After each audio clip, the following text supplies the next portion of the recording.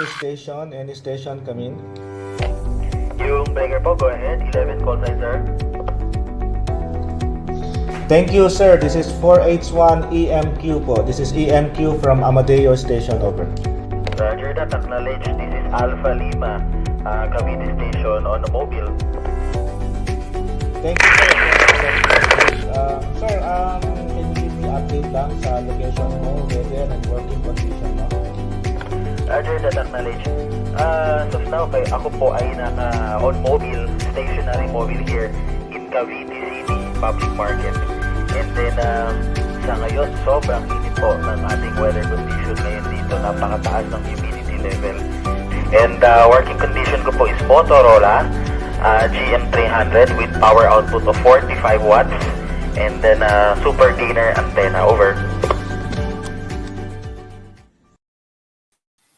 Magandang hapon po muli mga ka-Tri Nation. Kamusta na po kayo sa inyong mga 2-0? Ito na naman po ang inyong lingkod, si BB1 ng Try to Contact. Ayan, so na-miss niyo po ba yung ating show last week?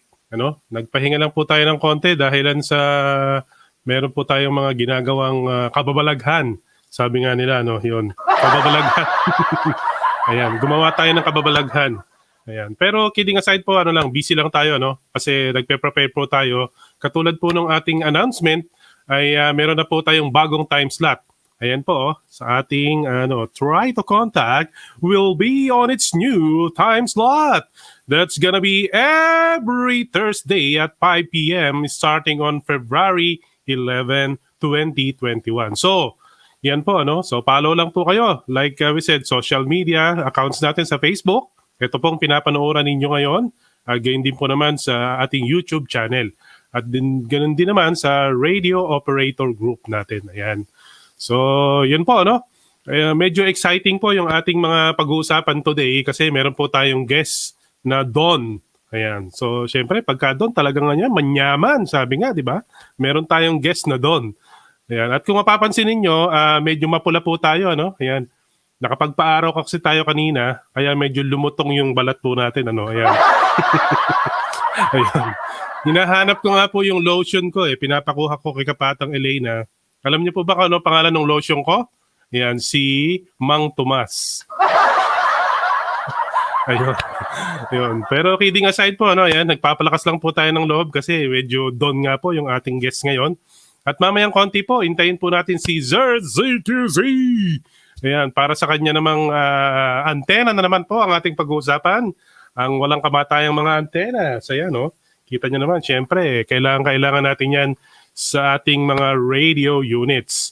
And then, teaser lang din po, sa mga susunod po nating mga episode, dun po sa bagong time slot natin ng every Thursday at 5 p.m., meron na po tayong mga bagong resource person. Ayan, so ipapakilala po namin sa inyo yan later Thursday. Ayan, hindi po today, pero sa Thursday. Abangan nyo po yung mga gwapo. Ayan. Hindi ko lang alam kung may maganda ron, pero gwapo, marami itong gwapo doon. Ayan. So, yun po yung ating mga aabangan, itong mga susunod na mga episode natin. And then, ano pa ba? Yun na nga po, yun.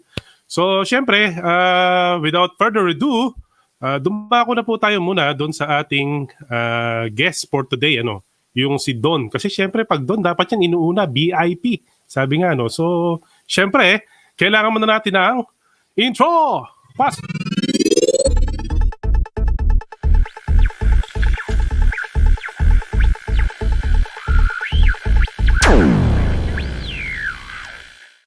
Ayan, so atin na pong tawagin, walang iba kung hindi si Sir Don Art Pacheco o si Delta 801. Sir Delta 801, please come in. Yon. Magandang umaga po, Sir Don, at pinaunlakan niyo po yung aming invitation dito sa inyo ngayon. At kamusta na po ba kayo dyan sa inyong kinalalagyan?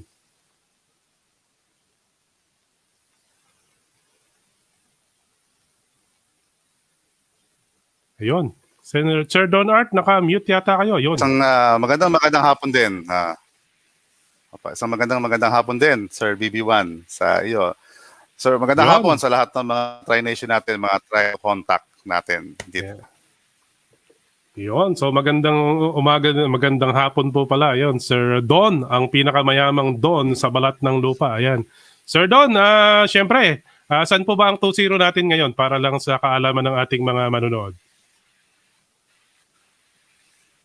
Okay, sir. Ang aking Location po. 2-0 po ay dito po sa dito po sa Binyan, Laguna. Ayan, at ang weather dito ay okay na okay din, kaya hindi ko masyadong na-miss dyan sa ating Alpha Base. Dahil dito pa lang sa Binyan ay medyo chilling ang konti ang weather. Bed weather ika nga. Yon, nako, sarap niyang magkape at saka yung puto binyan. Namimiss na namin yung puto binyan na yan Talaga namang masarap yung magkakape ka pag ganitong medyo malamig. Ayan. Thank you very much po, Sir Donard. So, dumako na po tayo doon sa ating question. Ang first question po natin ay, bakit po kayo nag-invest ng radio unit at saan nyo po ito gagamitin, Sir Don? Okay, thank you sa question na yan. So una, talagang ang reason po kung bakit po ako nag-invest dito sa mga radio units ay para gamitin po during emergencies at saka mga disasters, both sa personal at saka sa volunteering. Kasi engaged din po ako sa mga relief operations na nagdadala ng mga relief goods doon sa mga nangangailangan ng mga ng mga kaibigan. At nakita ko rin na very useful din kasi itong radio communication during travel sa panagko-convoy. Napakahalaga talaga niya. Alam natin na minsan travel katulad dati, may panahon na nagdala kami ng mga relief goods sa Infanta. So merong mga lugar doon na walang signal. Yun, napakatulong po ng radio communication sa mga panahon na yon. Naging smooth ang travel namin. Tsaka we felt secured po dahil nga dito sa radio communication. At isa pa, kasi malaking bagay din siya dito sa bahay kapag on the road ako. So at least secure yung feeling ko dahil nakakamusta ko yung aking pamilya dito. Sila din naman, anytime nakakamusta nila ako kung nasaan ako, kung okay ba ako. At isa pa, ang pang nakikita ko na magiging malaking use ko pa rin dito sa darating na mga panahon ay doon po sa magiging secular work ko sa darating na mga panahon as safety officer to dito sa sa isang company, sa Philco Philippines Corporation na isang waste and transporter and treater po ng mga waste. So yun po.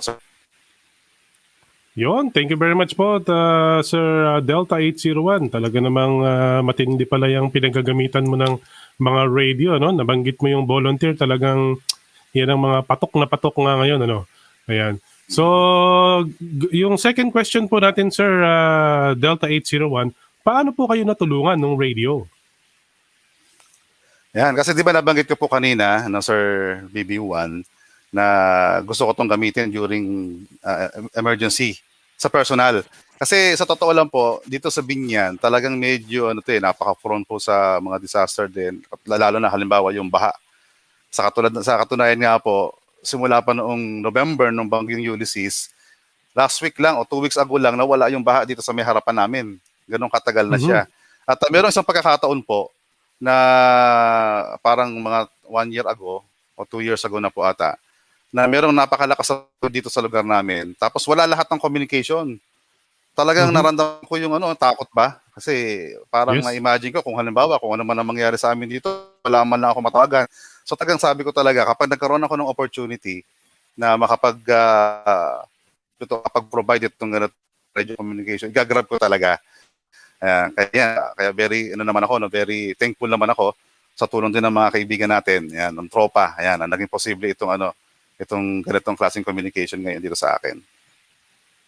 Yon, thank you very much po. So talaga naman palang very essential So yung word na very essential, talagang madalas po natin sinasabi yan dito sa ating show kasi talagang makikita po ninyo dun sa ating mga guests na talagang nagagamit talaga nila, Talagang napaka-essential ng paggamit ng radio unit, lalo na pagka-disaster. Alam mo naman ang Pilipinas, Sir Don Art, talagang bagyuhin tayo Kumbaga yung mga natural disaster marami sa atin, Thank you very much po. So yung third question po natin, Sir Don Art, anong radio units po ang gamit nila at ano po ang masasabi niyo sa performance? Ayan.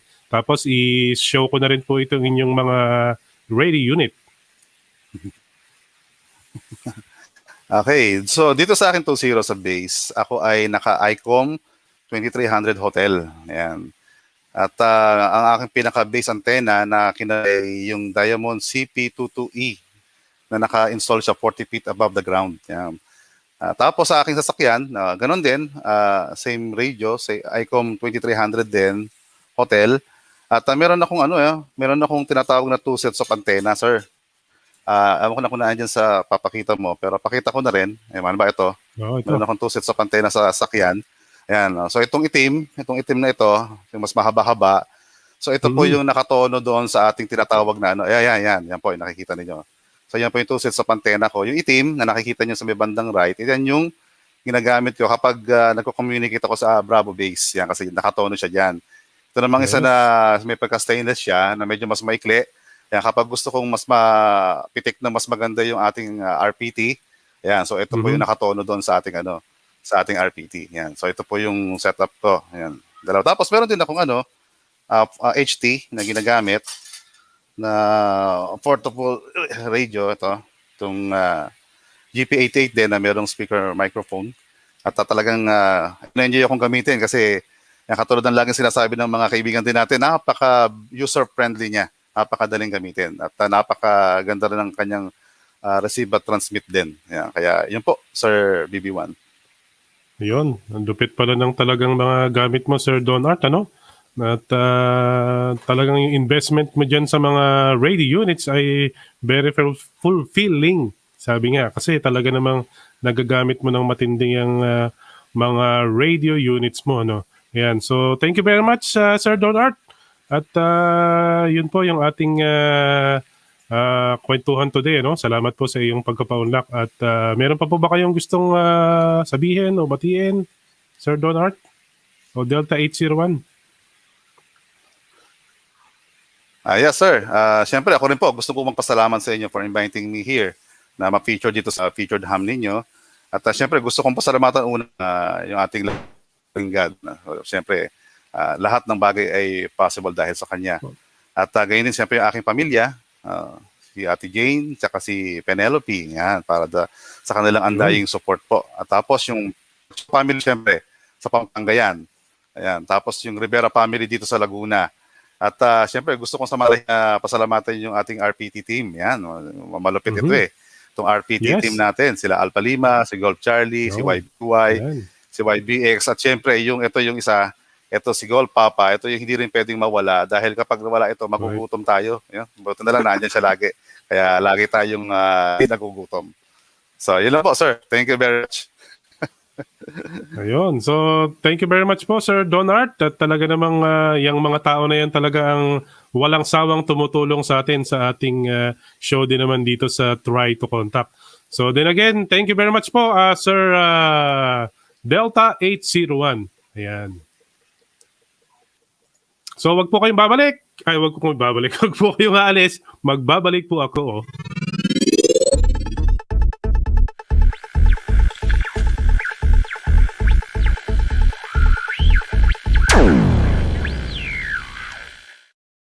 Ayun, so again, thank you very much po, Sir Don Art Pacheco, sa iyong napakaganda at napakahusay na pag-guest po dito sa ating Try to Contact. Appreciate po namin so much yung iyong insight, ano?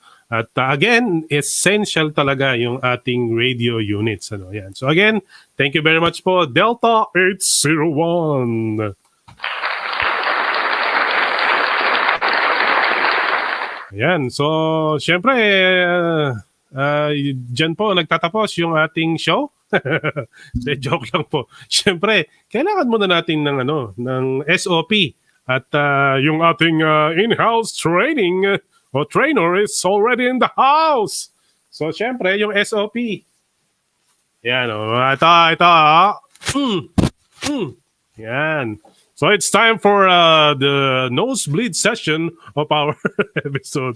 No, just kidding aside po, Sir GQC is already on the house and he will talk about typical dipole antennas. Yan. So what are those dipole antennas that we can use in our radio? So, and what are the formulas? You know, although we already talked about this last few episodes, let's call our very own and in-house trainer, Sir James W3 ZQZ Please come in. Hello, Sir James. Hey, how you doing there, sir? Doing With awesome. a How about you? introduction there. Look, Yes. undeserved. No, you deserve it, Well, sir.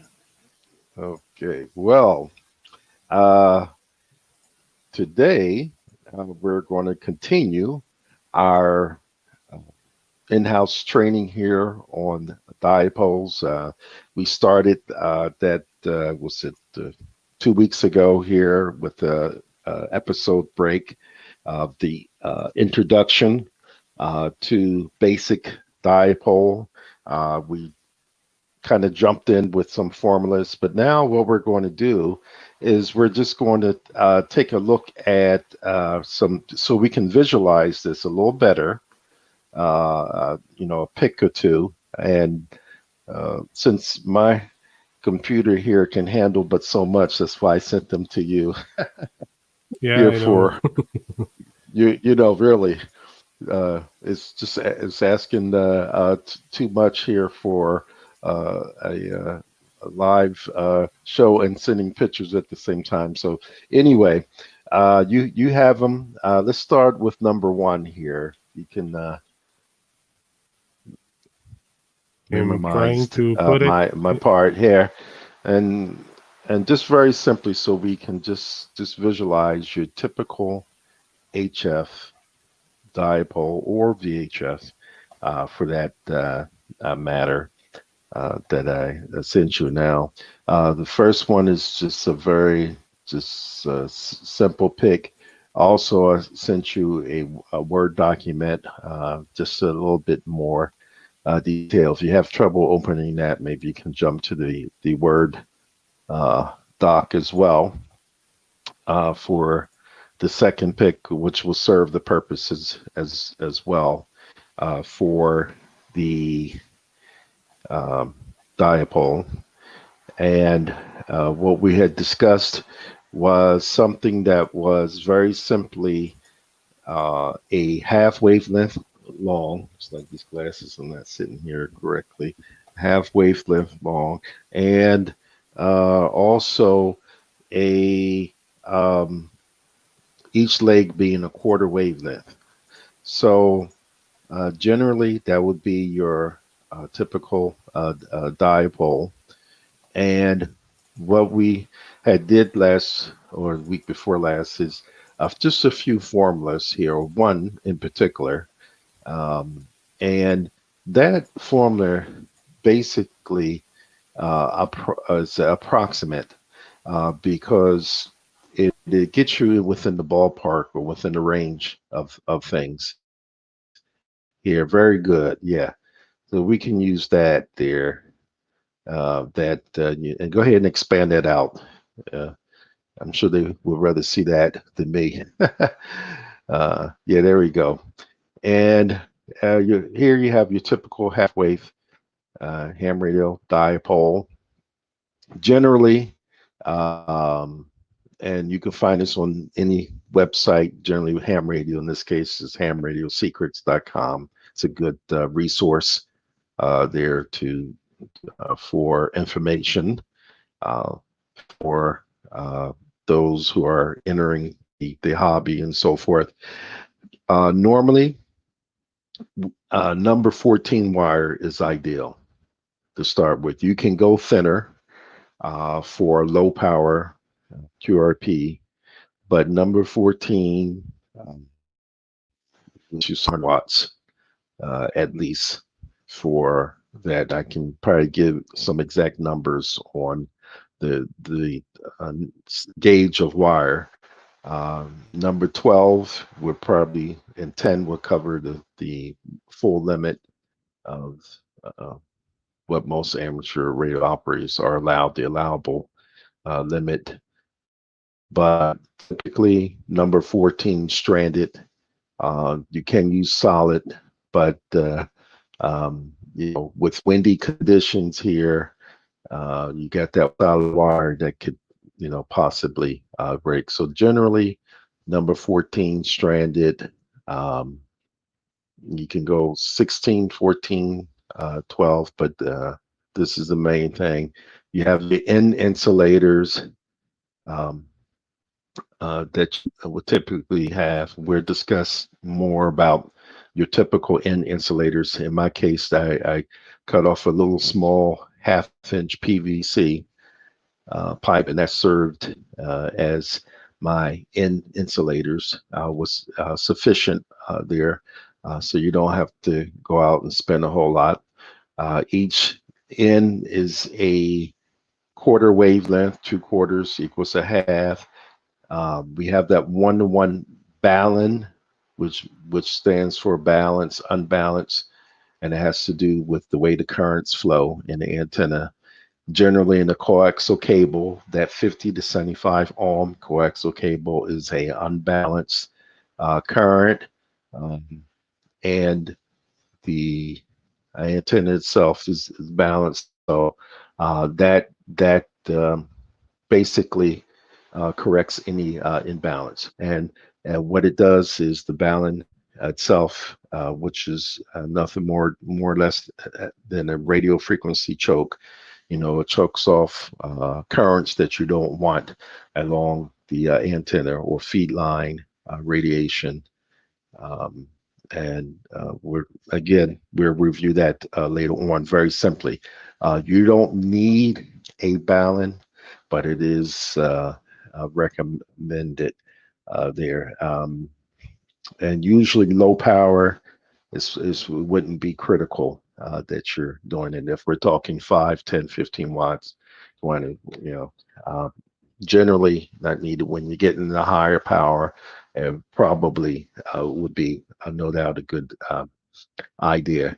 So if you look at the ends of where the end insulator is, and it might have been a little bit of confusion about last episode about trimming the dipole for a certain frequency. Generally, what you have is what we call single dipoles or multi-band. Usually come in that form. Single band or multi-band diode. And what you would do, let's expand on that again a little bit. If we can go to the picture of the dipole. Generally, what you would do is you would generally, for your giving frequency, once you come up with a certain length, let's say 66 feet, 67 feet, generally for a 40-meter band, 7 megahertz dipole, and you come last week here with some formulas, like for what was it, 464, 469, 460.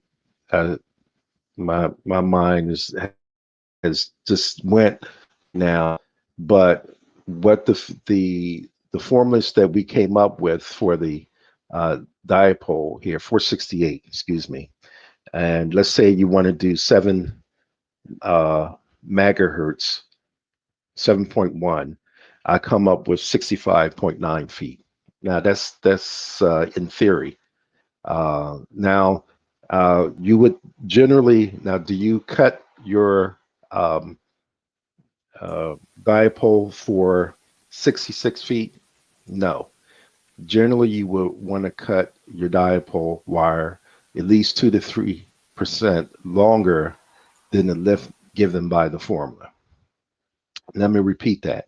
So if your formula comes up for 7.1 megahertz, I come up with 66 feet on the calculator, then you want to go a little bit longer than that, because there's a whole number of variables and factors. You know, what's theoretical, and then what you put up. You have surrounding objects in the area, branches, trees, buildings, the length from the ground. So it's a number of factors that would vary that frequency that you were doing. And so what we refer to that is pruning, what we call a little pruning to resonate the dipole at a specific frequency. And when it's resonant when it resonates at that specific frequency, SWR is at its minimum, and effective radiated power, forward power, generally, provided that you have the correct transmission line, is another factors. Uh, uh, you're getting the maximum power output and the least reflected power input. So that would be your simple dipole. Now, what happens is that when you put up the dipole, we call it pruning or trimming. Now, you only have to do this once or twice here for a single band dipole. It's not something, and there was a little confusion last week or week before, that you have to continuously do. Once you find your frequency, and there you go. Thank you for putting that up. Then you're all set there. So you have your length in meters, 142.58. You can round it off to 143. Some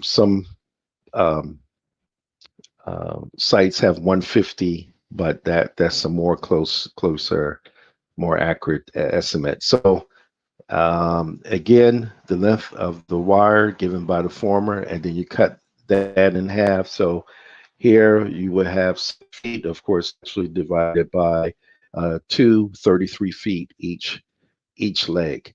But again, you don't cut it specifically for that. You cut it a little bit longer, you put it up, and then you see where you do your measurements, you see where your frequency is. If it's too long, up band, then you start trimming. And so maybe we'll do an example of how to later on trim for a specific frequency. Generally speaking, let's say you want, and not to complicate things, you want 7.1 megahertz, and then you put the dipole up, and it looks like it's at 7. The SWR is at its lowest, and maximum power output is at 7 megahertz. So in order to get that to where you want it to be, then you have to maybe cut off a little bit off both ends until you see the SWR where you want it at 7.1 megahertz, again at its lowest point, and the maximum power output for that node. So you have those formula, and look at the factors there. Let's zoom in on that. Again, if you can widen it out a little bit, you have the antenna height above ground, the conductivity of the ground itself, dry, sandy, or moist, wet. Those are all factors. The proximity of surrounding structures, as I mentioned before, and other conditions and environmental conditions that affect the dipole. So it's not as complicated as it might sound, but again, you would do to form a simple dipole, and that's it. So now we have the visual, and when we go into our new slot next week, that's interfed dipole. You also have dipoles that are off-center fed, or in what we call in-fed. So you see the coax goes up in the center. That's called center fed, is, for obvious reasons. But you have some that are just slightly off-center. Depending on where you live, it might be more practical to feed a dipole that way, or at the very end, the coax is at the end of that, and we're getting into that too as well. And that's it, Joey. All right. Thank you very much, Sir ZQC. So you So- hopefully now you're not bleeding too badly. Yeah. Can you hear me, Sir ZQC? Or are we having trouble Yeah, internet? I can hear you good. Okay. Yes, Thank you very much. maybe a bit, Yeah, slow. so thank you Yeah. so much, Sir James. So 33ZQC for that insight again, those dipole antenna. And I'm dying to try that, I just get caught up with some secular work, but I wanted to try actually the those antennas, but like I said, Mhm. I think NTC is not yet open, so I cannot get my license.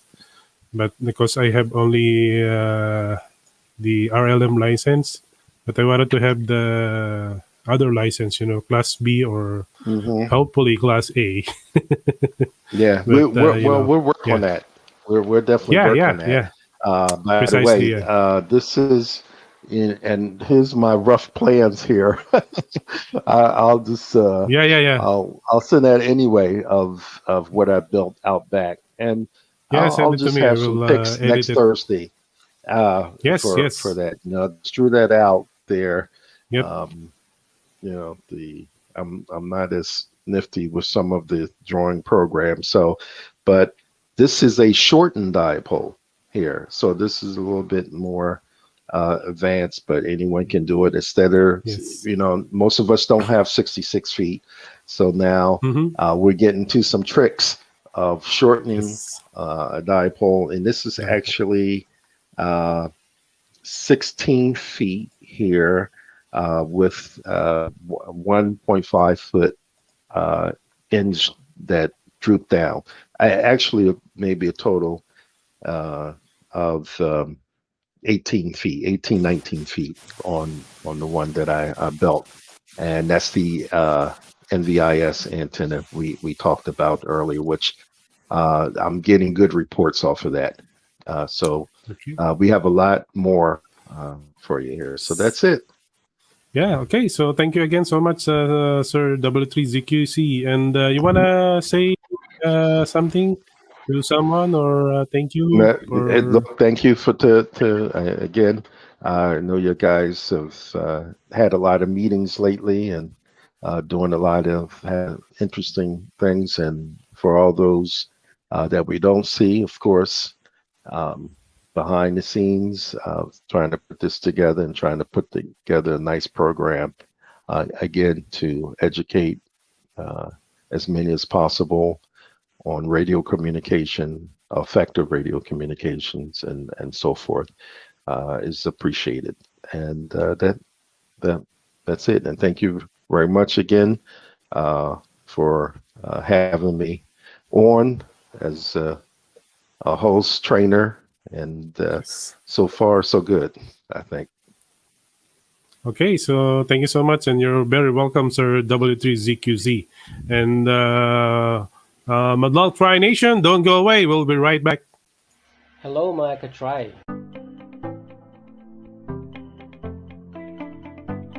So welcome back mga katry. Magandang hapon mga katry. Good morning mga ka-try. What's up mga ka-try? Hello mga ka-try. Magandang gabi sa inyo mga ka-try. Hello mga ka-try. Hello po mga ka-try. Magandang hapon po muli, mga ka-Tri Nation. Good morning mga ka-try. Umaga po sa inyo dito sa programa niyo sa Tri-PH. Magandang hapon sa ating lahat mga ka-try. Uy, magandang araw din sa inyo mga ka-try. Yes, magandang umaga sa mga taga-subaybay nitong ating bagong programa, Tri-PH. Napakaganda nito. Magandang hapon po sa inyo, Tri-PH Media. Okay, maraming salamat din sa inyo sa pribilehyo makasama sa inyo. Happy hapon sa inyong lahat mga ka-try. Happy hapon mga ka-try!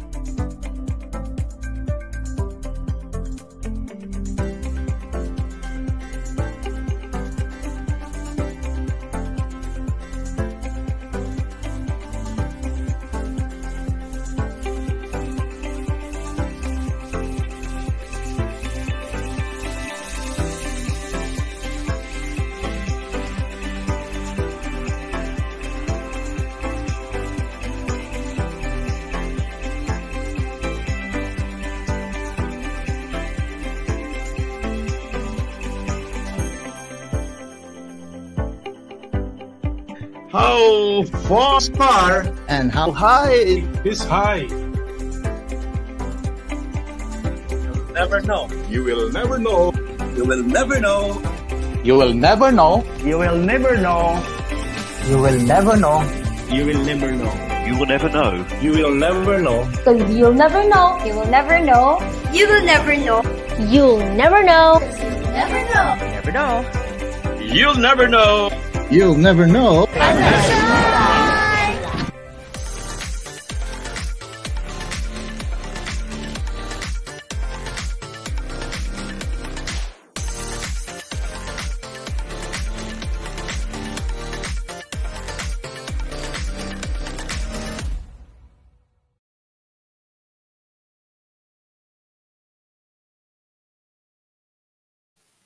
Ayan po, muli tayong nagbabalik at again, pasalamatan po natin si Sir James W3ZQZ.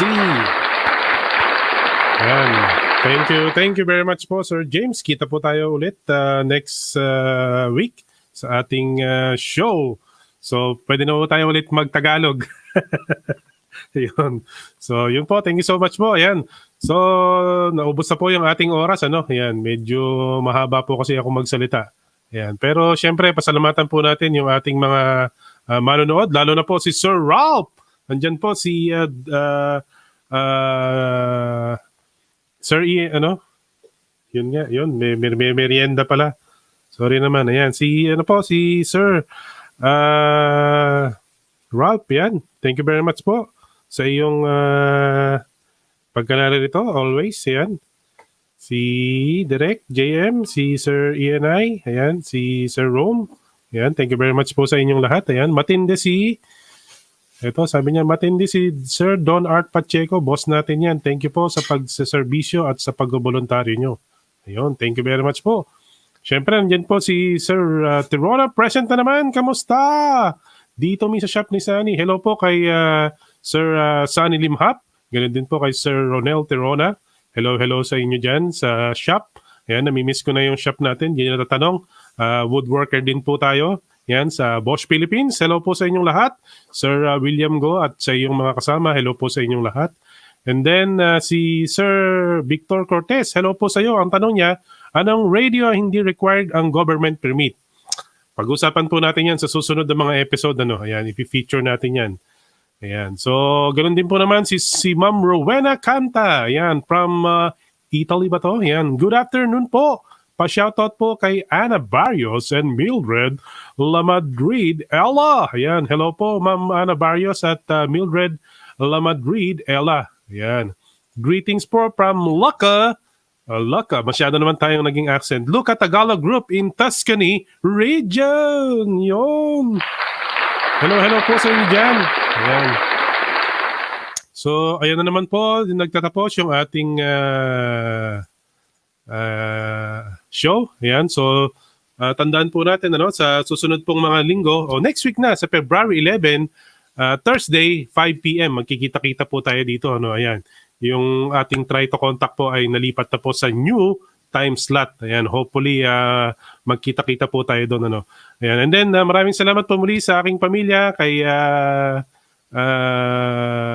my wife, si BB10, ayan, si Kapatang Elena, hello, ayan, sa aking mga family dyan, hello sa inyo, maraming salamat po. At ganoon din po rin sa ating mga advocacy partner, ayan, maraming salamat po. Andyan po ang, ano ba tong mga, natin? Ayan, advocacy partner, ang ating platinum partner. Nandiyan po ang Ralph Consulting. We support to keep you going. Ang Tagaytay Guide, ang RJ Brom Consulting Services, ang ATI Calabarzon, JRM Host Consulting, o has Homeschool as Service. At yung ating pong mga gold partner, the Happy Giving Trading Company. Ayan, kay Ma'am Annalyn Fritz, hello po. Ayan, kay Sir Bernard Sopetran. Ayan. At Media and Promotion Consultants, masarap na Bon Happy Tea at ang Pambara, ang Pau de Oro. At sa atin pong mga silver partners, ang Life Extension Philippines, ang LMP Auto Car Care, ang SafeTech, ang Purple Whisk, ang Masarap Bakery, ang RDY Marine Electronics, at ang paborito kong La Homa Funeral Homes. Ayan. we honor the lives of the ones you love. Ayan, kay Sir Alfa Romeo, hello po sa iyo. Ayan, namimiss na kita. Pare, tol. Hindi pala yon. Ano pala, tol? Hindi pala pare. Ano po yun? Hindi po namin ginagamit yun. Tol pala, tol. Ayan. Si Alpha Lima, hello din. Ayan, kay Golf Charlie, hello sa inyo. At namimiss na rin po natin si Sir RDY. Ayan, hopefully po sa ating mga next episode, makasama po natin sila. Ano? So, yan na naman po. Diyan na naman po nagtatapos ang ating show at ito na naman po ang inyong likod, si BB1 na you will never know unless you try. Bye-bye.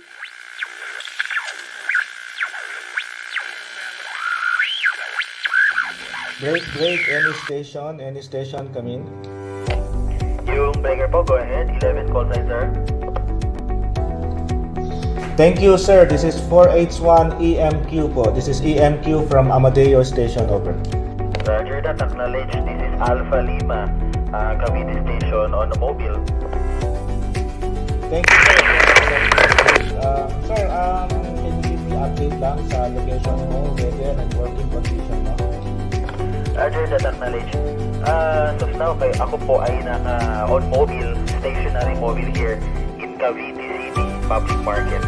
And then, sa ngayon, sobrang init po ng ating weather condition ngayon dito. Napakataas ng humidity level. And working condition ko po is Motorola GM300 with power output of 45 watts. And then, super gainer antenna, over.